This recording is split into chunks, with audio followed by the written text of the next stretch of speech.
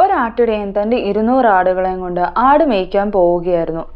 അപ്പോഴാണ് അതിൽ ചില ആടുകൾ അതിൻ്റെ അടുത്തായിട്ടുള്ള ഒരു കാട്ടിലേക്ക് കയറിപ്പോകുന്നത്.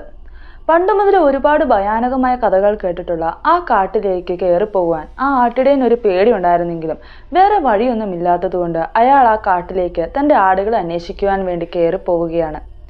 അന്ന് ആ കാട്ടിലേക്ക് കയറിപ്പോയ ആ ആട്ടിടയനെയും തൻ്റെ 200 ആടുകളെയും പിന്നീട് ആരും ഇതുവരെ കണ്ടിട്ടില്ല. അങ്ങനെ ആ കാടിന് അവർ ആ ആട്ടിടയൻ്റെ പേരായ ഹൊയ ബാച്ചു എന്ന് പേര് കൊടുക്കുന്നു. ഇതുപോലെ പല നിഗൂഢതകളും നിറഞ്ഞ ഈ കാടിനെക്കുറിച്ച് നമുക്ക് ഇന്നത്തെ ഈ വീഡിയോയിലൂടെ നോക്കാം.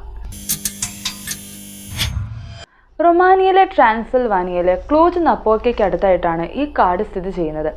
രാത്രി കാലങ്ങളിൽ ഈ കാട്ടിനുള്ളിൽ നിന്ന് അജ്ഞാതമായ വെളിച്ചവും അതുപോലെ തന്നെ ഭയാനകമായ ശബ്ദങ്ങളും കേൾക്കുന്നതായിട്ട് അവിടെയുള്ളവർ പറഞ്ഞിട്ടുണ്ട്. അവിടെ കേൾക്കുന്ന ചിരികളുടെയും കരച്ചിലുകളുടെയും ഒക്കെ പിന്നിൽ പണ്ട് യുദ്ധകാലത്ത് മരിച്ചുപോയ ആത്മാക്കളായിരിക്കാം എന്ന് അവർ വിശ്വസിക്കുന്നു. ഈ കാട്ടിനുള്ളിൽ എന്താണ് സംഭവിക്കുന്നതെന്നറിയാൻ വേണ്ടി അതിലേക്ക് കയറിപ്പോയവരുടെ ദേഹത്ത് പൊള്ളലുകളും ചൊറിച്ചിലുകളും അതുപോലെ തന്നെ ആരൊക്കെയോ മാന്തിയ പാടുകളുമാണ് കണ്ടിട്ടുള്ളത്. ഇതൊക്കെ ഈ കാടിനെ കൂടുതൽ ഭയപ്പെടുത്തുന്നതാക്കുന്നു. ഹൊയാബാച്ചുവിലെ മറ്റൊരു പ്രത്യേകത എന്ന് പറയുന്നത് അവിടെ വളരുന്ന മരങ്ങളാണ്. ഇവിടുത്തെ മരങ്ങൾ വളരെ വിചിത്രമായ രൂപത്തിലാണുള്ളത്. അതായത് ഒരു വേരിൽ നിന്ന് ഏകദേശം 7 മുതൽ 8 മരങ്ങൾ വരെ വളരുന്നത് നമുക്കിവിടെ കാണാൻ സാധിക്കും.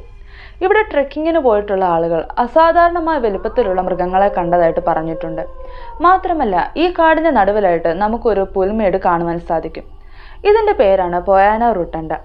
ചുറ്റും മരങ്ങൾ തിങ്ങി വളരുന്ന ഒരു സ്ഥലത്ത് അത്രയും ഭാഗത്ത് മാത്രം എന്തുകൊണ്ടാണ് ചെടികളും മരങ്ങളും ഒന്നും വളരാത്തത് എന്നത് ശാസ്ത്രലോകത്തെ വളരെയധികം ചിന്തിപ്പിച്ചിട്ടുണ്ട്. ഹൊയാബാച്ചുവിലേക്ക് ടൂറിസ്റ്റുകളെ അട്രാക്ട് ചെയ്യുവാനുള്ള മറ്റൊരു കാരണം കൂടിയാണിത്. എന്നാൽ ഒരു വിഭാഗം ആളുകൾ പറയുന്നത് ഇവിടെ പ്രേതങ്ങളല്ല മറിച്ച് ഏലിയൻസ് ആണ് ഉള്ളത് എന്നതാണ്. പൊയാനോ റുട്ടൻഡയിൽ മരങ്ങൾ വളരാത്തതിൻ്റെ കാരണം അവിടെ ഏലിയൻസിൻ്റെ UFOകൾ വരുന്നത് കൊണ്ടാണെന്നും മാത്രമല്ല കാട്ടിനുള്ളിൽ നിന്ന് വരുന്ന വെളിച്ചത്തിൻ്റെ കാരണവും ഈ UFOകൾ തന്നെയാണെന്നും അവർ പറയുന്നു. 1960കളിൽ അലക്സാണ്ടർ ഷിഫ്റ്റ് എന്ന ബയോളജിസ്റ്റ് ആകാശത്ത് നിന്ന് താഴേക്ക് ഇറങ്ങി വരുന്ന ഒരു വെളിച്ചത്തിൻ്റെ ചിത്രം ഈ കാട്ടിൽ നിന്ന് എടുക്കുകയുണ്ടായി. എന്നാൽ അത് അത്ര വലിയ ശ്രദ്ധ നേടിയില്ലെങ്കിലും പിന്നീട് 1968 എമിൽ ബാർണെ എന്ന മിലിറ്ററി ടെക്നീഷ്യൻ ഹൊയാബാച്ചു കാടിൻ്റെ മുകളിൽ കൂടി UFO പോലെയുള്ള എന്തിൻ്റെയോ ചിത്രം എടുക്കുകയുണ്ടായി.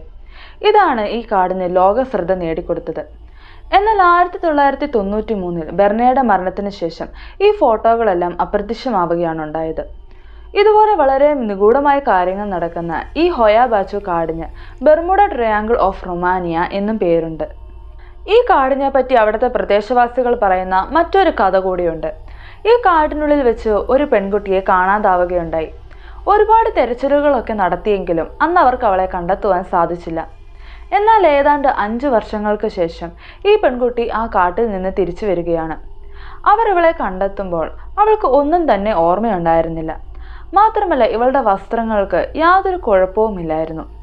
ഇതുപോലെ കാട്ടിലേക്ക് കയറിപ്പോയ പലർക്കും അവർക്ക് കാട്ടിനുള്ളിൽ വെച്ച് എന്താണ് സംഭവിച്ചത് എന്നതിനെ പറ്റിയൊന്നും ഓർമ്മയില്ലായിരുന്നു. ഇത്രയൊക്കെ സംഭവങ്ങൾ നടക്കുന്നുണ്ടെങ്കിലും വെറും 250 ഹെക്ടർ അതായത് 3 സ്ക്വയർ കിലോമീറ്റർ മാത്രം വലുപ്പമുള്ള ഒരു കൊച്ചു കാടാണ് ഇത് എന്നതാണ് ഇതിൽ ഏറ്റവും രസകരമായ കാര്യം.